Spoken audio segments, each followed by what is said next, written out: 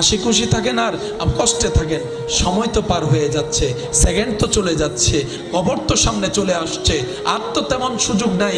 এই তো ছোট্টবেলায় স্কুলের জীবন, চোখটা বন্ধ করলে মনে হয় এই তো কিছুদিন আগে স্কুলে ছিলাম।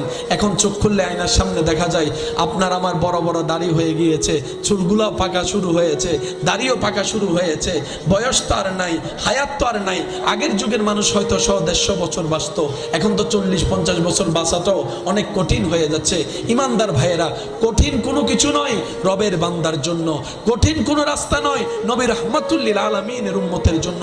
আমরা গুনাহ করেছি, করব, রব্বুল আলামিন জানে। তাই তো আমাদেরকে বাঁচানোর জন্য রব্বুল আলামিন আগে থেকেই তওবার দরজা খুলে দিয়েছেন। সুবহানাল্লাহ। রব চাই বান্দা গুনাহ করলেও তুই তওবা করতে ভুলিস না। বান্দা তুই গুনাহ করলেও তুই ভালো কাজ করাটা ছাড়িস না। তুই তওবাটা করে আপন জায়গায় চেষ্টা করে আমলে সালেহ করার চেষ্টা কর সাধ্যমতো।